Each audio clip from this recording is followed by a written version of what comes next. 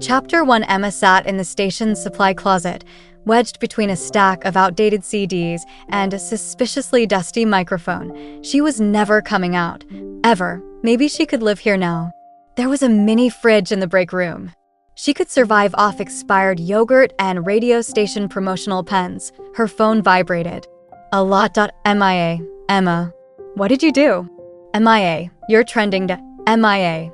Hashtag Emma and Ryan forever is all over Twitter. MIA. OMG. Your grandma commented. Emma groaned.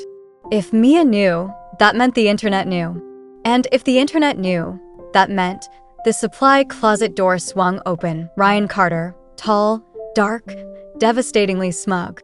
His arms were crossed over his chest, and he was looking at her like she was the most entertaining thing to happen in years. He said.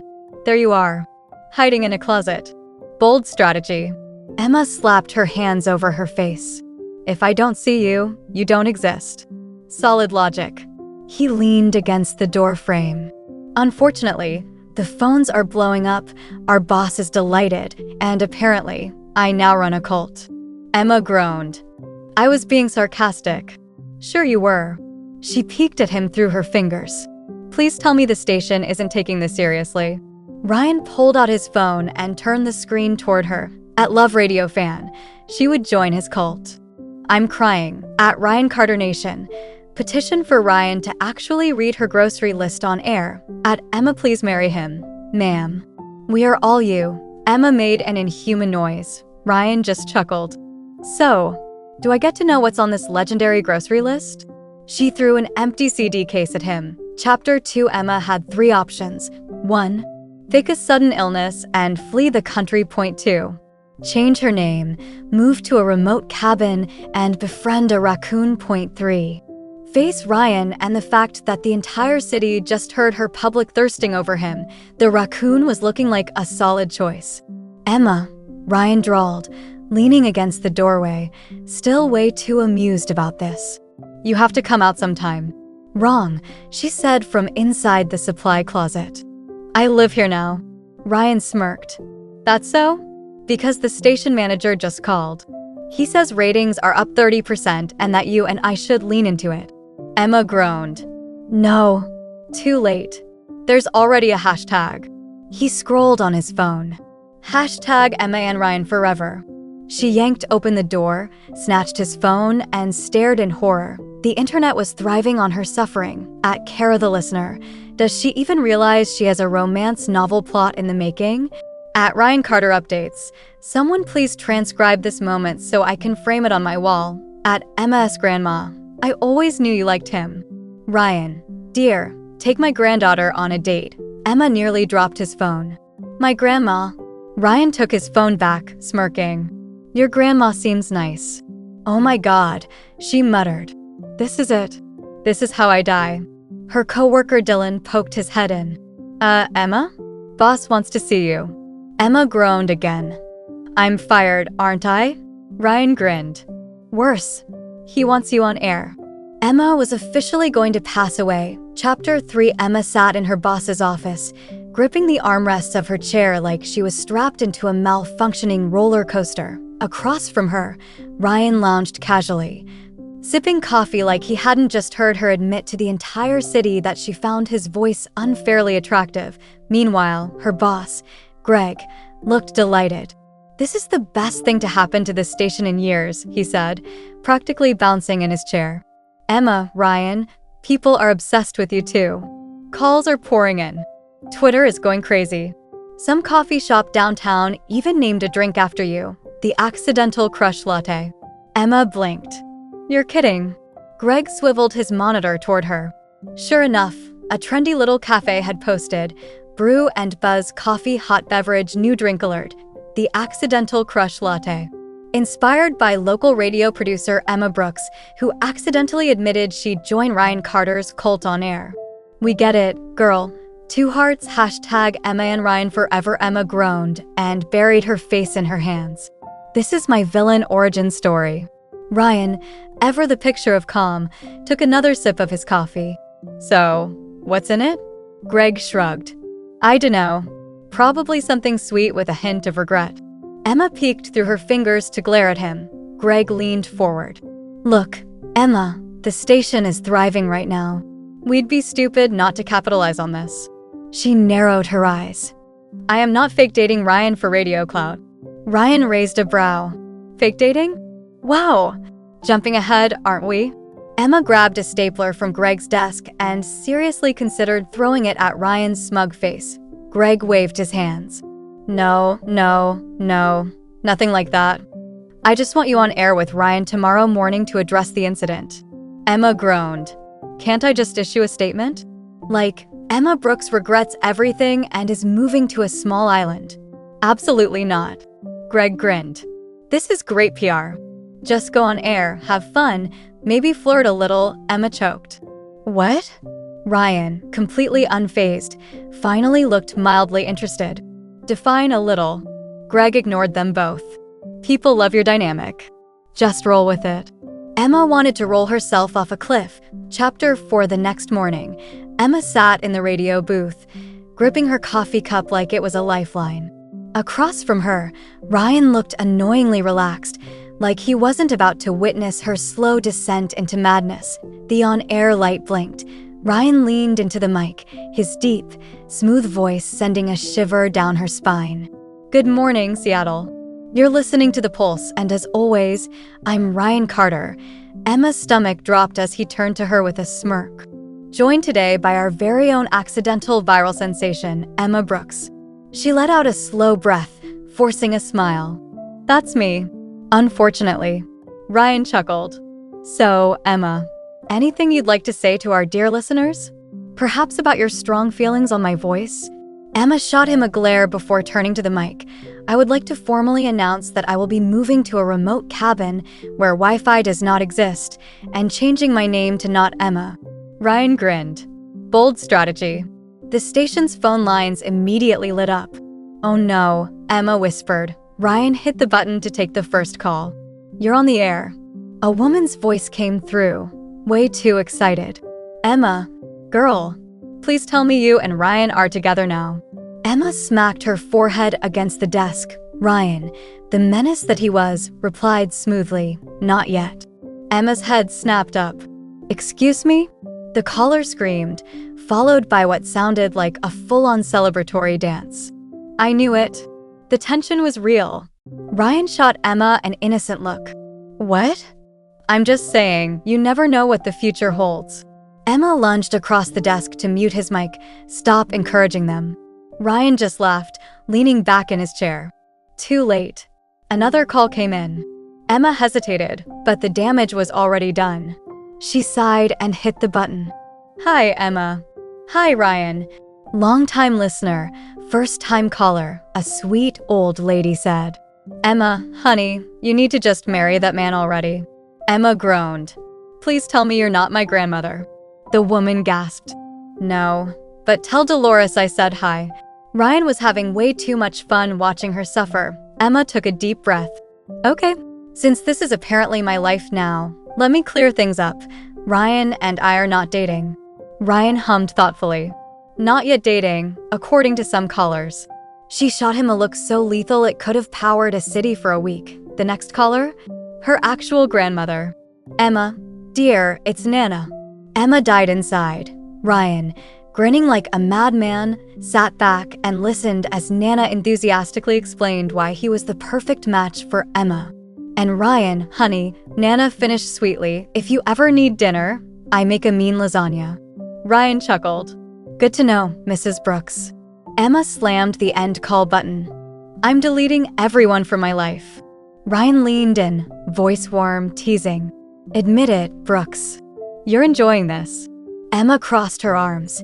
Not even a little. The way Ryan's smirk deepened told her he did not believe her. And, annoyingly, neither did she. Chapter 5 Emma had lost control of her life. One moment, she was a professional radio producer.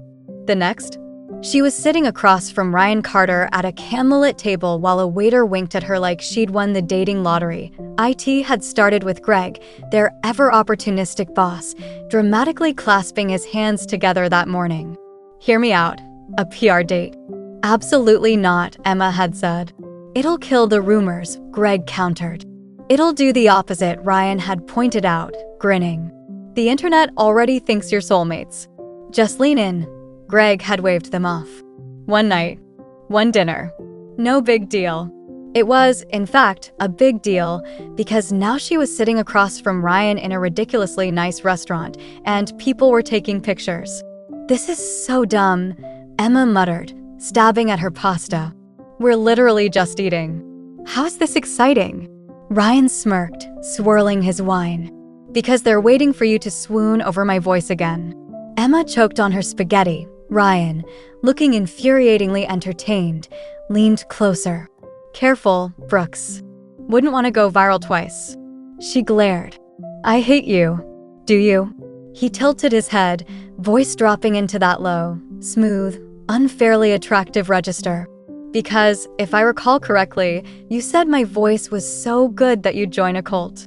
Emma fought for her life against the blush creeping up her neck. I was sleep-deprived. Ryan just smirked. Sure you were. Before she could retaliate, their waiter, clearly invested in their love story, practically floated over to their table. You two are adorable, he gushed. The chemistry? Unreal.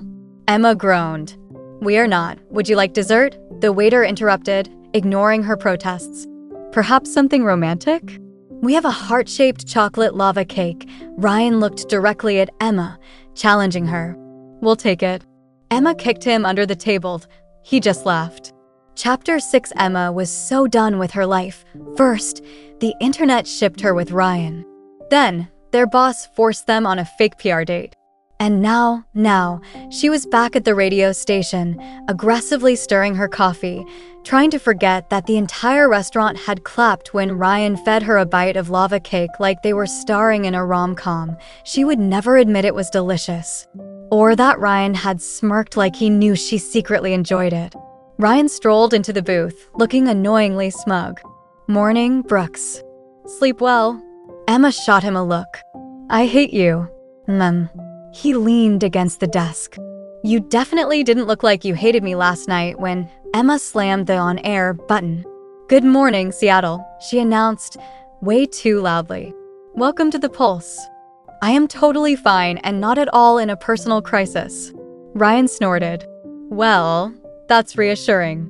The phone lines immediately lit up. Ryan smirked. Shall we take a call? No, Emma said.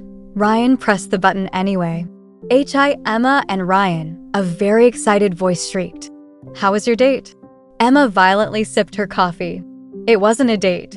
There was lava cake, Emma, the caller argued. That screams romance. Ryan, loving every second of this, leaned into the mic. She did like the cake. Emma kicked him under the desk. It was fine. Another call came through. This time, a deep voice said, Ryan, be honest. Do you like her? Ryan paused, smirked. Then yeah, I do.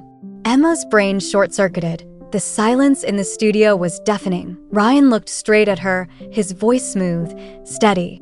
I like Emma. Always have. Emma knocked over her coffee. What? The station phones exploded. Twitter imploded. Ryan? He just sat back, calm as ever. Emma gaped at him, her heart trying to escape her chest. You? What? How long? Ryan's smirk softened. Since the day you walked in here, tripped over a mic cord, and told me to stop being so mysteriously broody. Emma was going to pass away. The next caller screamed so loud they had to hang up. Emma, struggling for air, pointed at him. You can't just say that on air. Ryan shrugged. You did it first. She groaned. That was an accident. Ryan grinned. So was this. Emma covered her face, dying inside. Somewhere in Seattle, their boss was popping champagne. Chapter 7. Emma had exactly 3 problems. 1. Ryan had casually admitted he liked her on live radio. Point 2. The internet was frothing at the mouth over at point 3. She might kind of, sort of, maybe like him back. Ugh. She stormed into the break room, grabbed a muffin, and bit into it violently, as if baked goods could solve her emotional crisis. Ryan followed, far too smug for someone who just caused her entire nervous system to collapse. So, he drawled, leaning against the counter. Any thoughts on my little confession? Emma chewed aggressively. Nope. Ryan raised an eyebrow. Nothing at all? She swallowed. Zero. Ryan hummed. Interesting, because you haven't made eye contact since I said it. Emma's soul left her body. That's because looking at you makes me break out in hives. Ryan grinned. An allergic reaction. Classic sign of romance. Emma threw the muffin at his face. He dodged it easily. See? The aggression? That's chemistry, Brooks. She groaned. This isn't chemistry, it's suffering. Before Ryan could reply, Dylan, their nosy coworker, poked his head in. Hey, lovebirds, he said. Twitter just voted that you two should kiss on air tomorrow morning. Emma almost died on the spot. What? Ryan just smirked. Huh, democracy at work.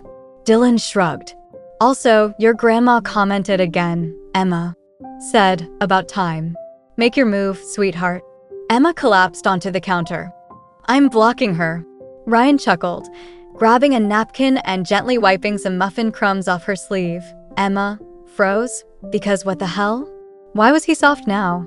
Why was that kind of nice? Ryan's voice dropped, teasing but warm. You do know we have to address this on air tomorrow, right? Emma panicked. Nope. I quit. Goodbye forever. Ryan laughed, shaking his head. See you at work, Brooks. And with that, he strolled out of the break room like he hadn't just turned her entire world upside down. Emma stared after him, heart pounding, brain melting into soup. Fine. Maybe she liked him too. Ugh. Chapter 8. Emma walked into the station the next morning fully prepared to fight. Not because she wanted to, but because Twitter had lost its collective mind. Overnight. The hashtag #KissHimEmma had taken over social media. Memes, fan edits, even a petition with thousands of signatures demanding that she and Ryan kiss on air. Greg, their opportunistic boss, was thrilled. This is gold, people. Gold. This is a crime, Emma had countered. This is democracy, Ryan had added, grinning. And now?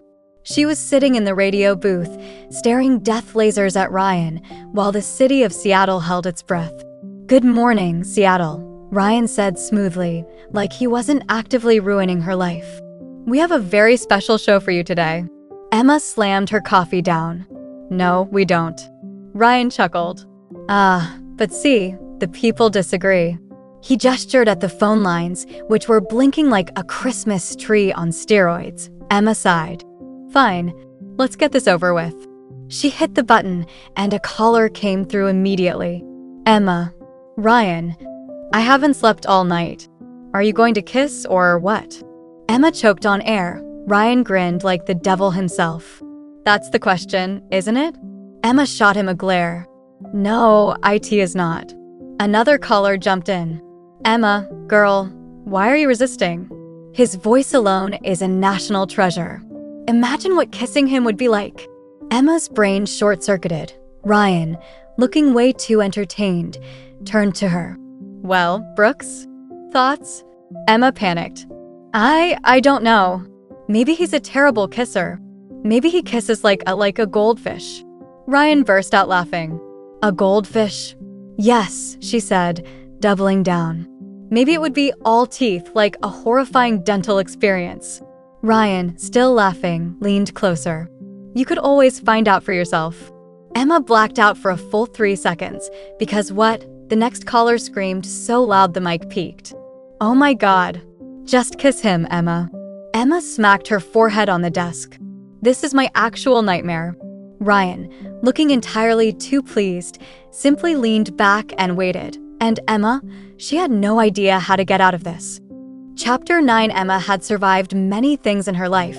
That time she accidentally sent an email meant for her best friend to her professor. Subject line, this man's voice is so hot it's illegal.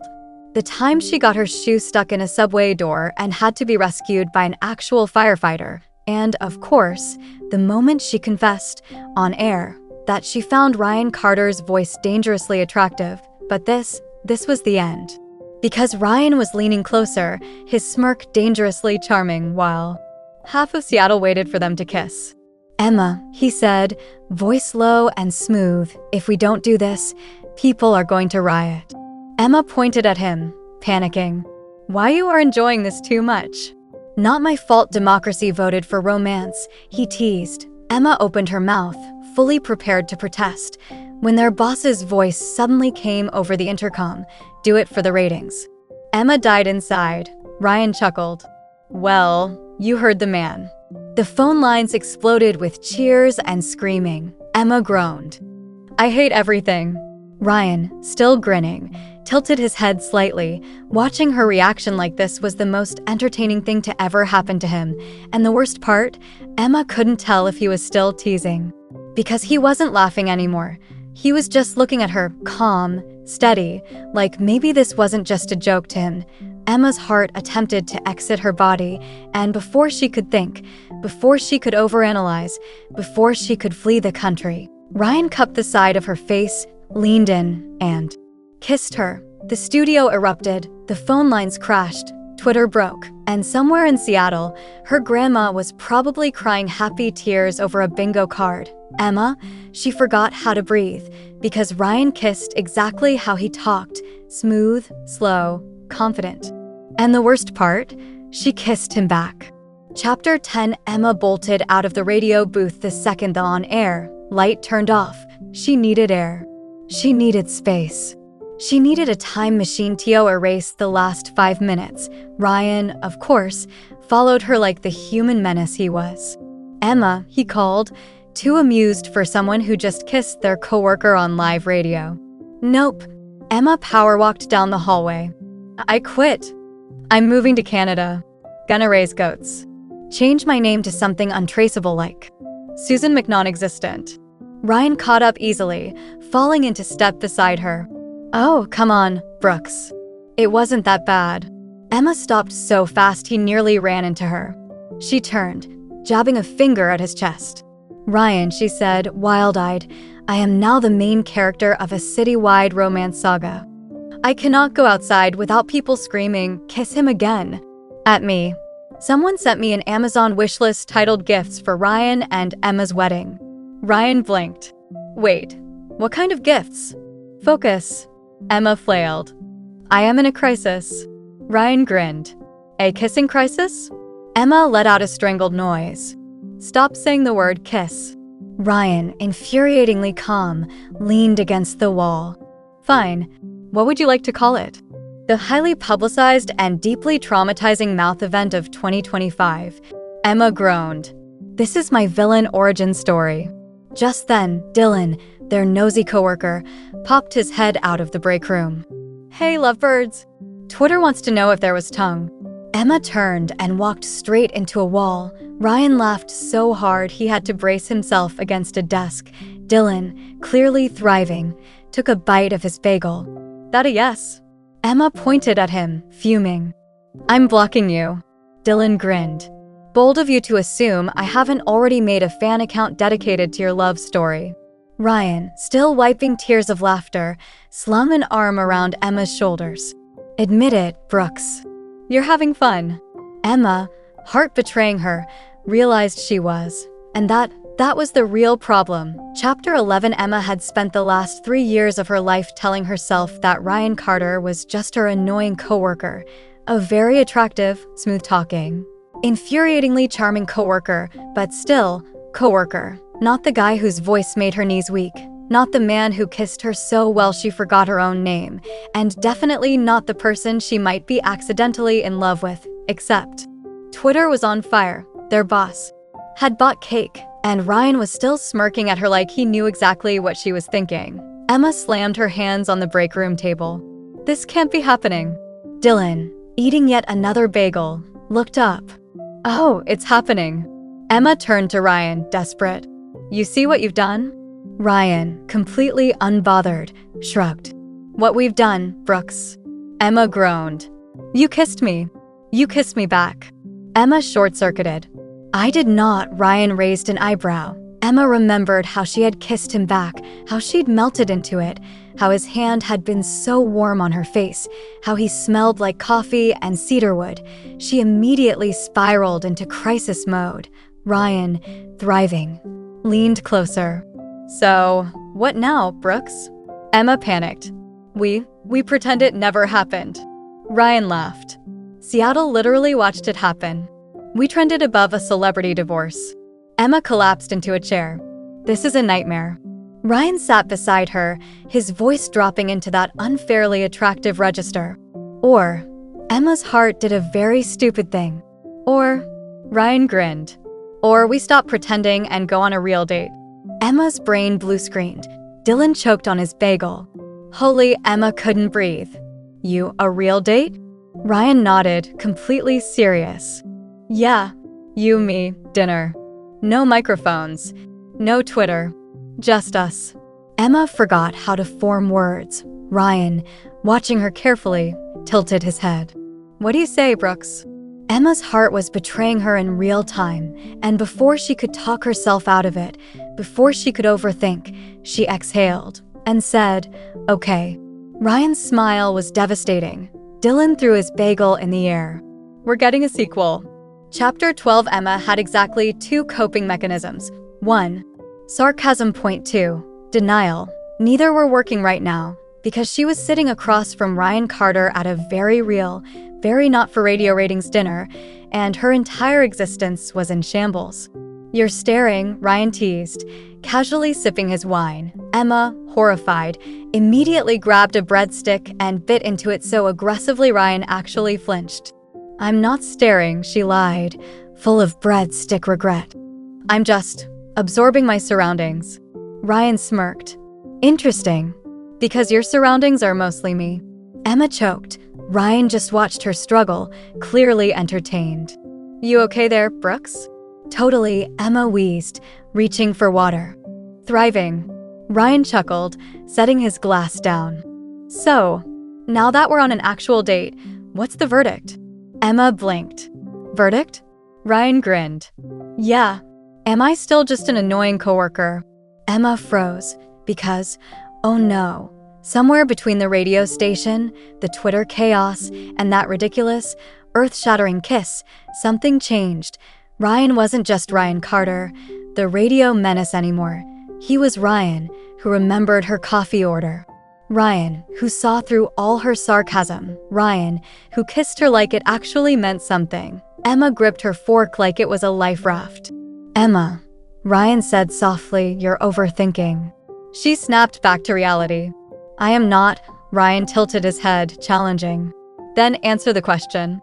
Emma's heart slammed into her ribs, and before she could talk herself out of it, before her stupid brain could interfere, she set down her fork, took a deep breath, and said, "Fine.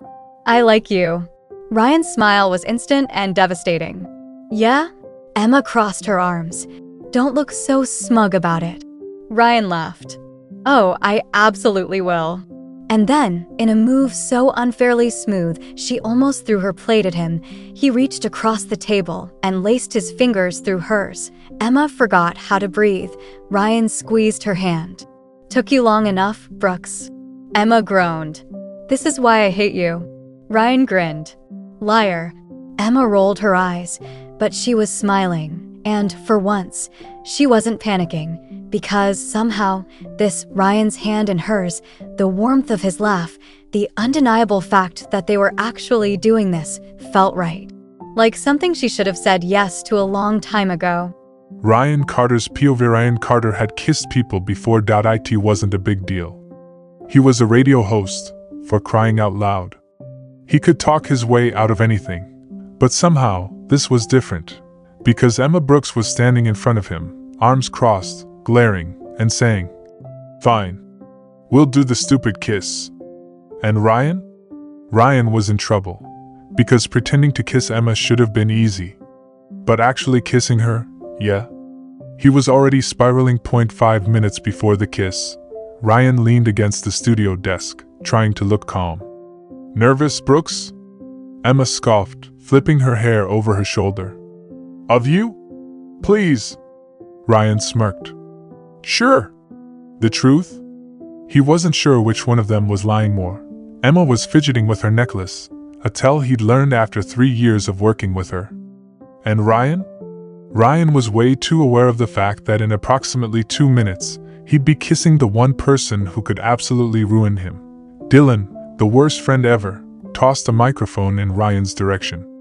"All right, lovebirds. Seattle's waiting." Ryan barely caught it. "Not helping, man." Dylan just grinned. "I don't need to help. Twitter already decided this is happening." Ryan turned to Emma, lifting a brow. "Ready?" Emma huffed. "Let's just get it over with." And Ryan really wished she hadn't said that. The kiss, where Ryan Carter lost his mind, Emma stepped closer. Ryan stopped breathing. This was fine. This was a stunt. This was for the ratings. Then Emma grabbed his shirt, and suddenly, Ryan Carter forgot everything he knew about life. Because she wasn't hesitant. She wasn't awkward. She wasn't faking. Emma kissed him like she meant it. Like she'd thought about this before. Like she wanted him just as much as he wanted her. And Ryan was gone. His hands found her waist, pulling her closer than necessary. He felt her inhale sharply against his lips, and God help him, he kissed her like he'd been waiting for this moment forever. Dylan made some obnoxious victory noise in the background, but Ryan didn't care. Because Emma was kissing him back. And then, way too soon, she pulled away, wide-eyed, breathless, completely stunned. Ryan smirked, trying to keep his voice steady. "Not bad, Brooks."